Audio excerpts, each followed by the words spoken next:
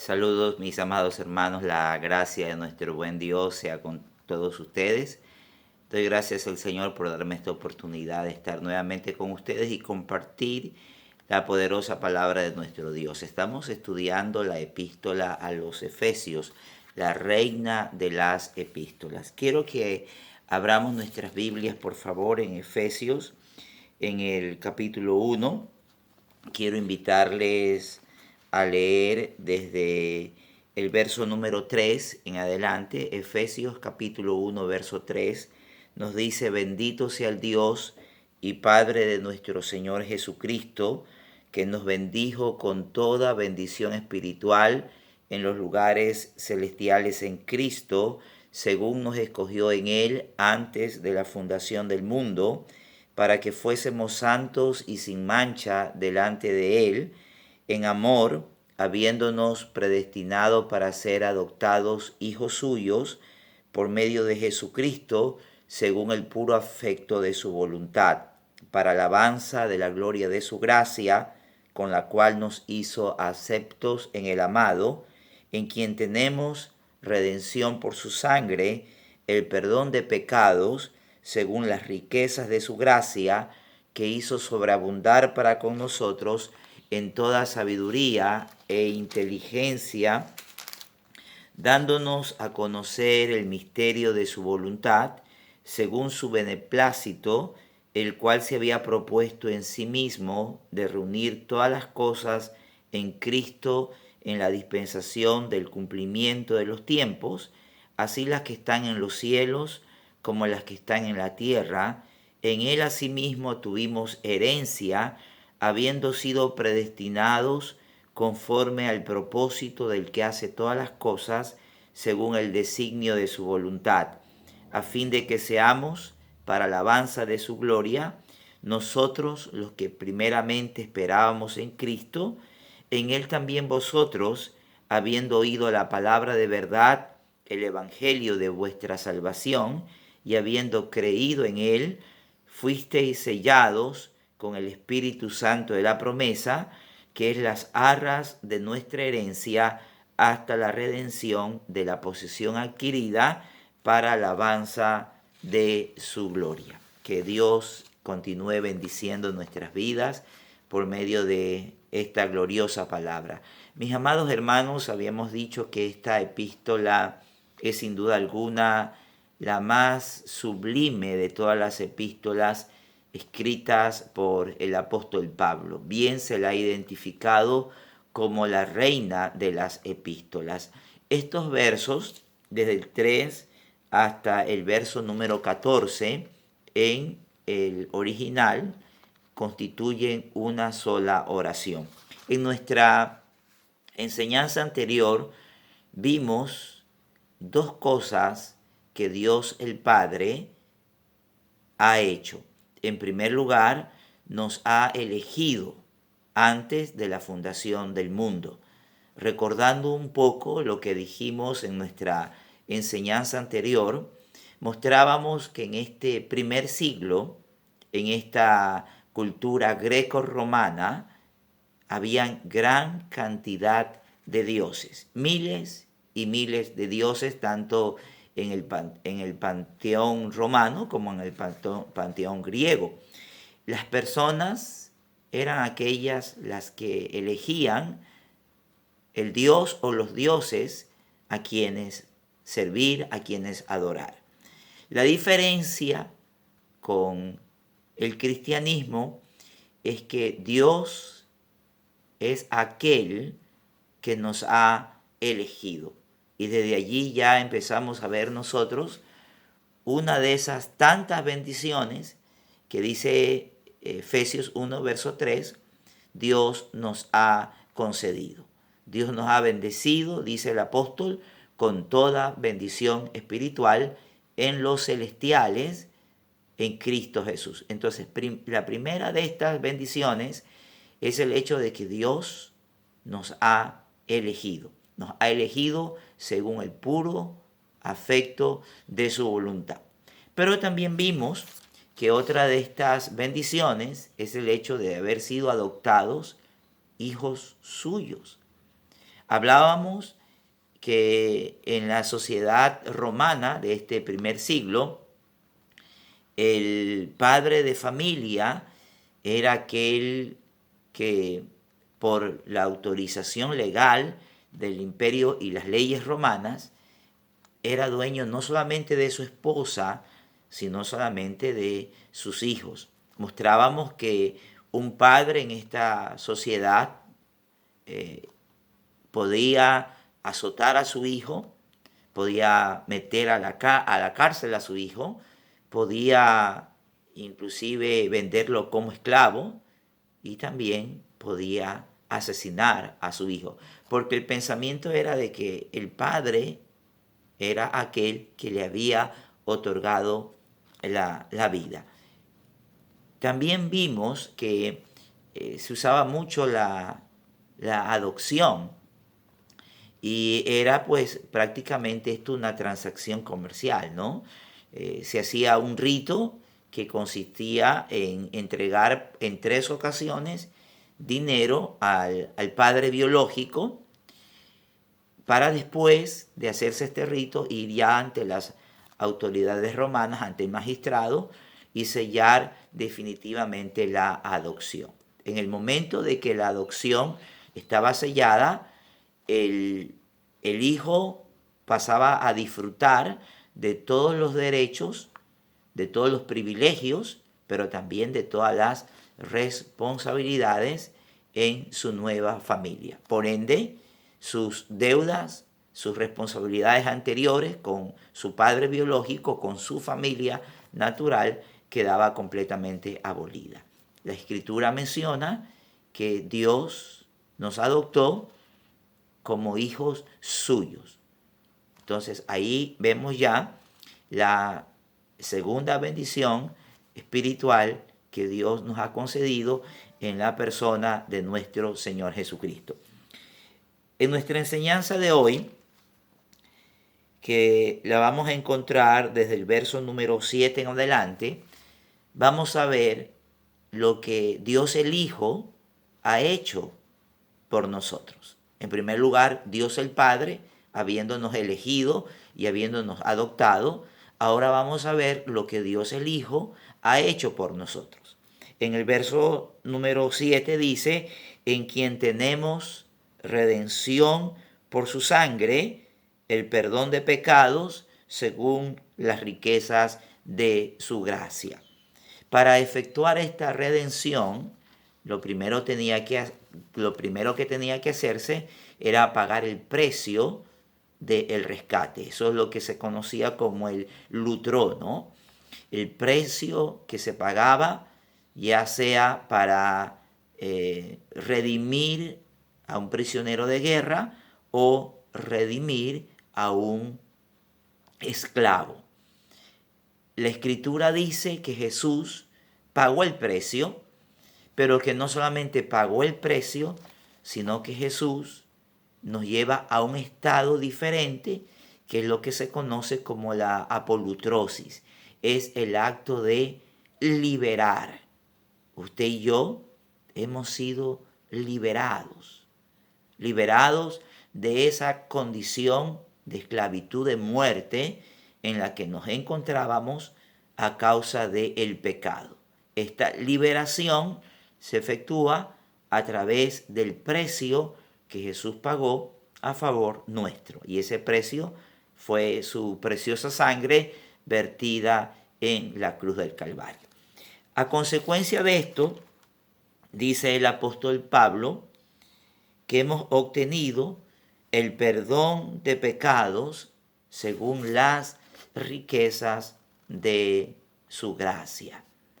En esta sociedad del primer siglo, los seres humanos tenían un profundo sentimiento de frustración, de una frustración que según Séneca era algo irremediable, que el ser humano no podía liberarse de ese sentimiento de culpa que atormentaba su alma. Séneca decía que los hombres eran abrumadoramente inconscientes de su incapacidad de hacer aquellas cosas que eran necesarias.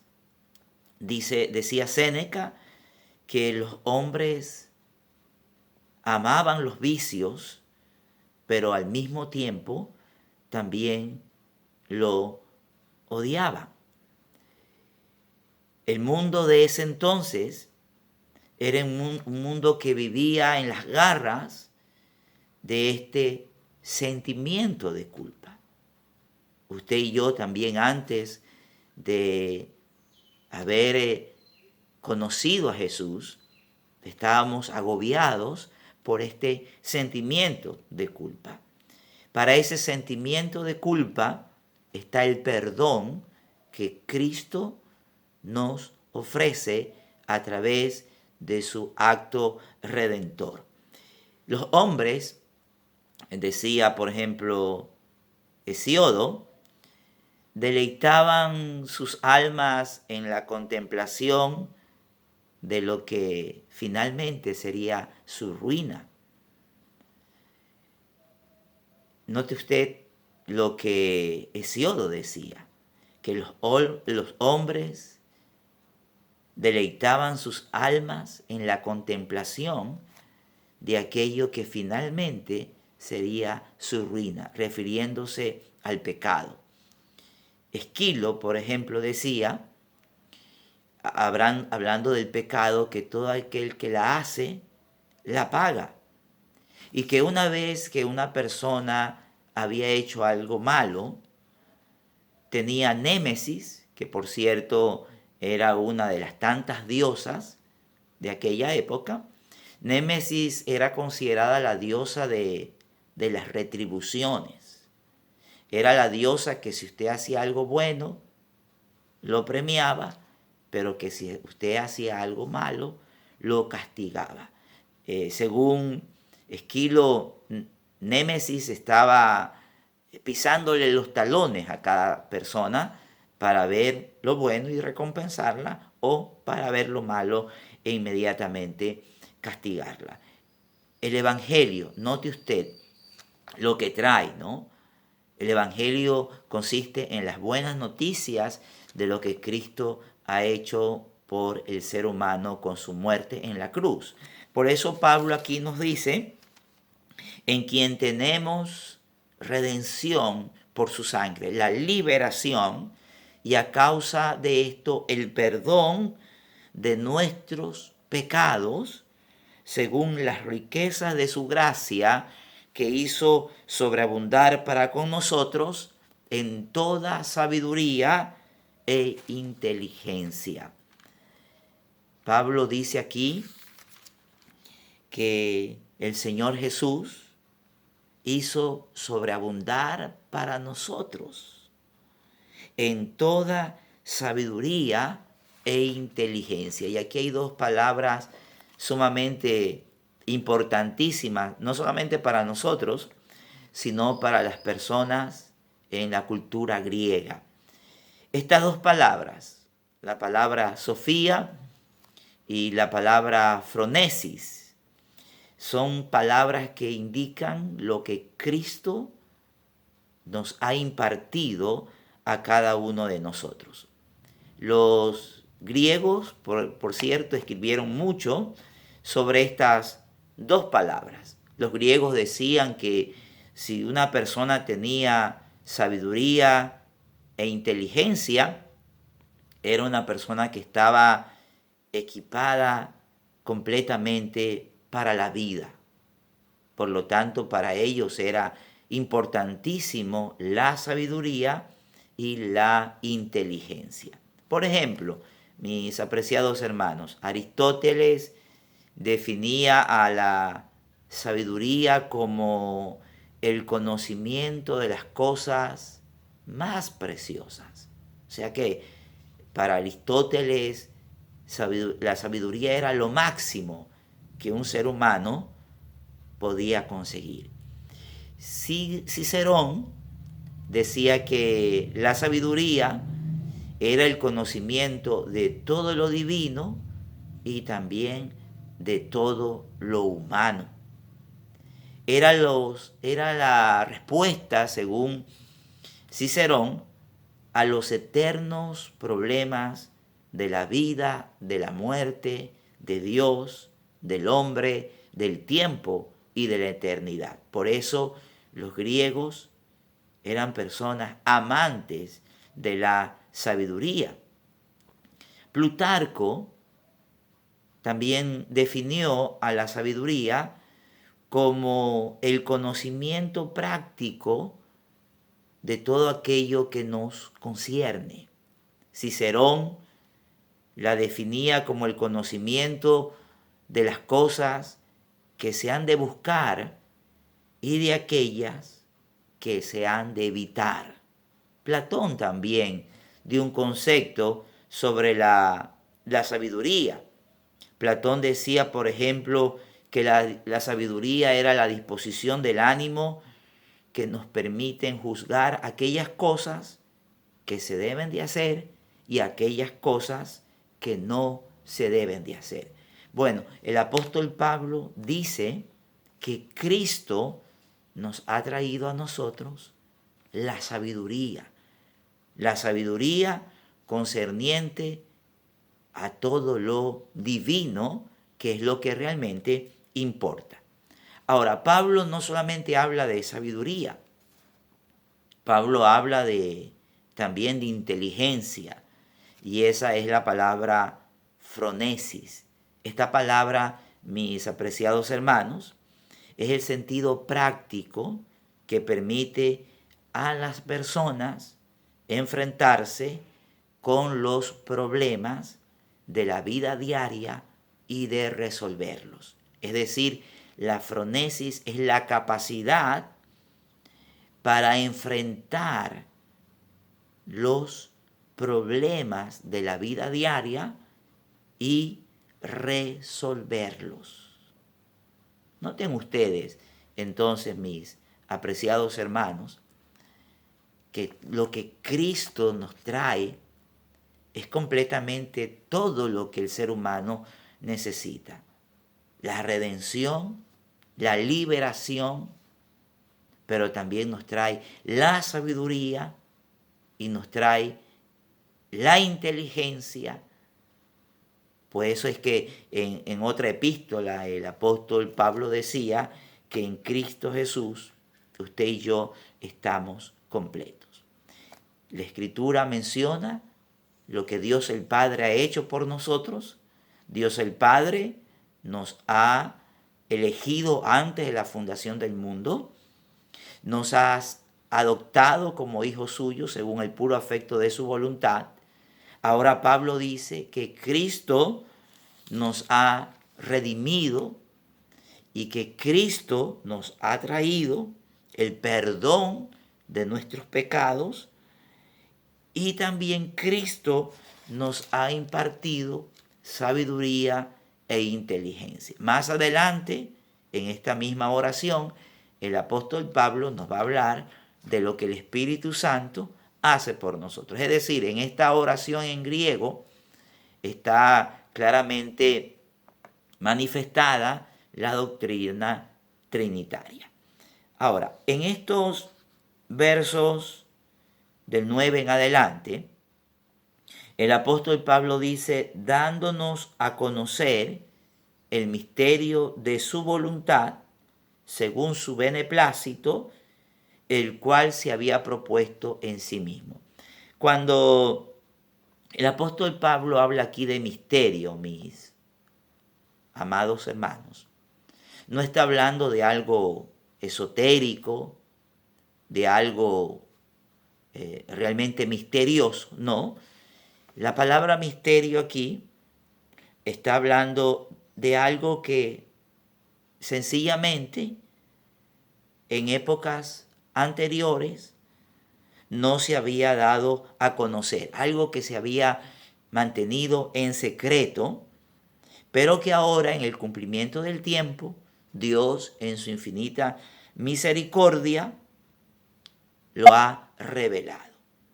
Entonces aquí Pablo va a hablar del gran propósito que Dios ha tenido, tiene en el desarrollo de la historia. ¿Cuál es este gran propósito de Dios? De reunir todas las cosas en Cristo. Ustedes saben, mis amados hermanos, que desafortunadamente vivimos en un mundo dividido. El hombre está dividido de su semejante. Las regiones, hablando de nuestro país, están divididas. Hay una enemistad, una desconfianza entre las personas costeñas con las personas de la sierra. Nuestra sociedad está dividida en estratos sociales.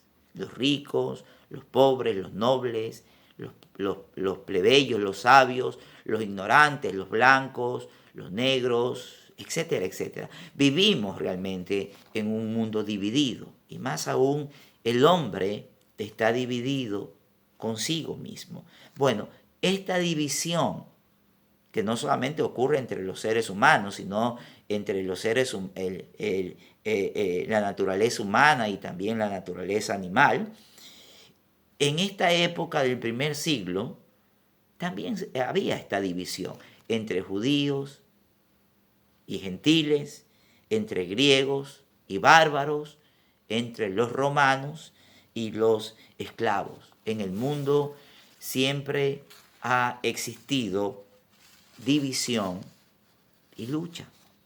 Bueno, el apóstol Pablo nos dice que el gran propósito de Dios es de reunir todas las cosas,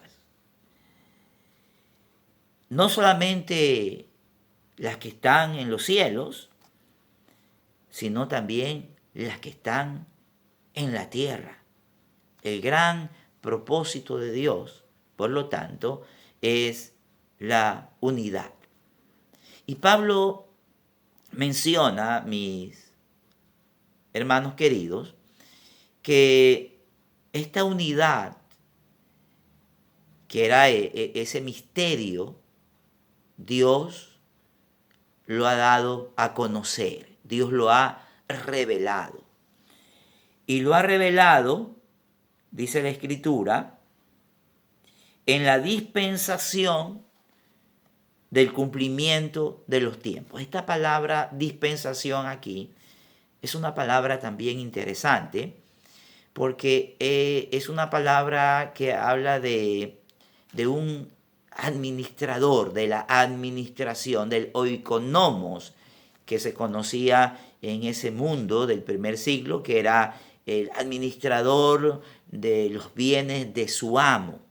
El oikonomos era aquel que se encargaba de que todo en la casa esté bien, de que todo en los negocios esté bien, de que todo en la familia esté bien, que no haya ningún tipo de desavenencia, que las personas en la familia sean correctamente alimentadas. Pablo menciona que esta administración se la dio Dios a los apóstoles, pero también se la ha transferido a la iglesia.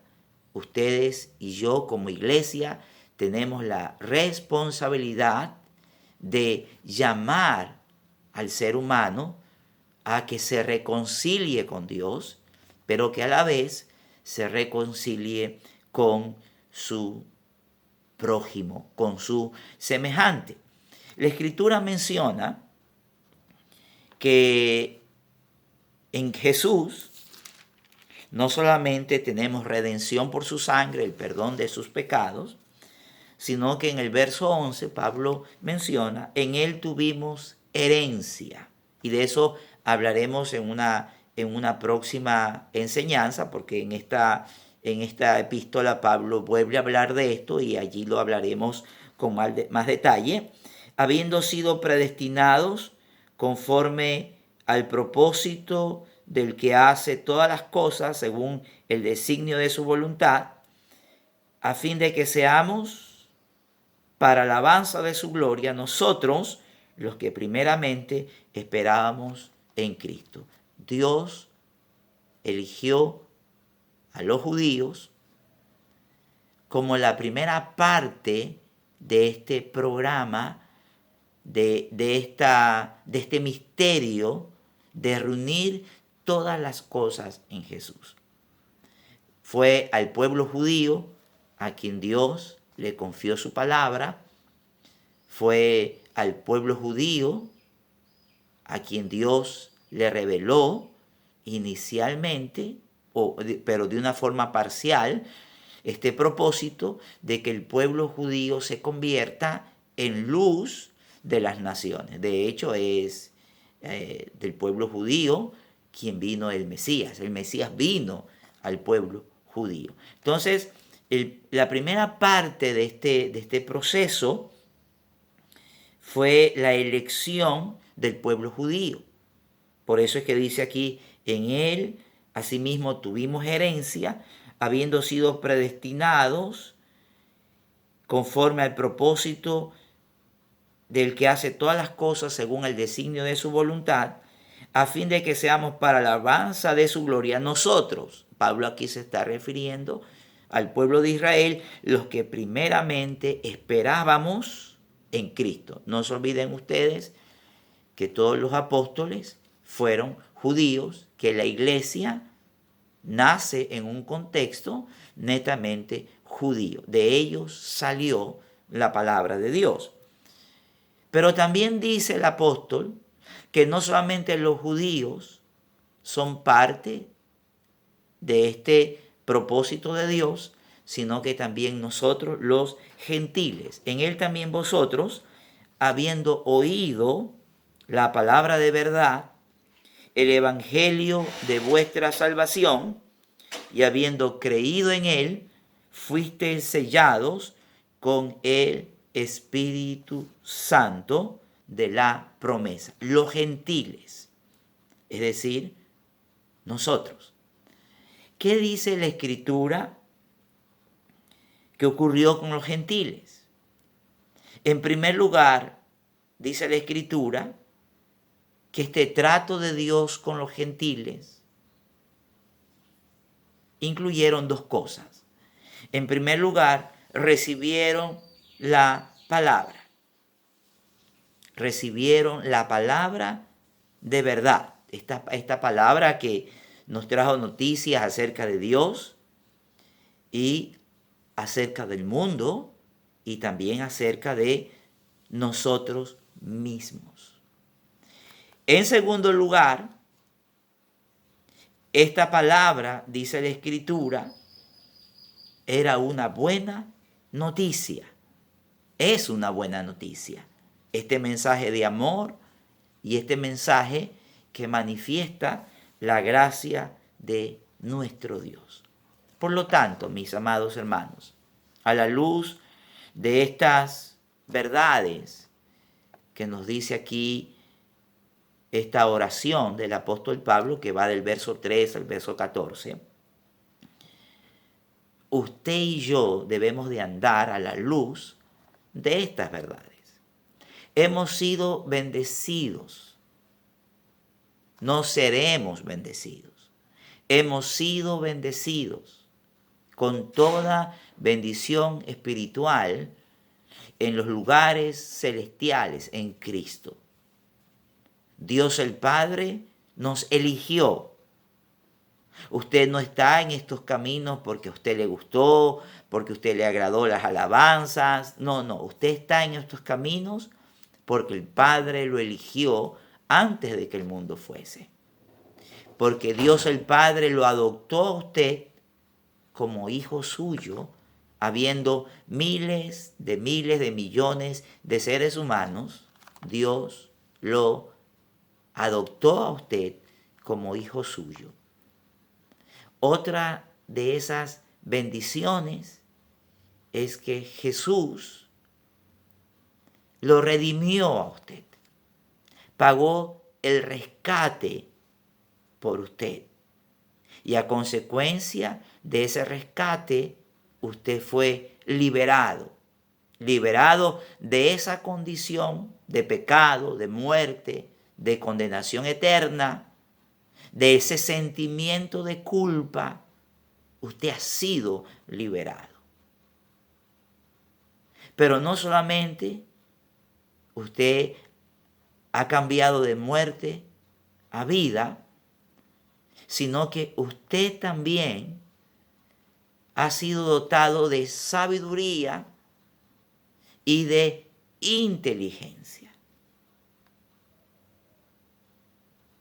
Realmente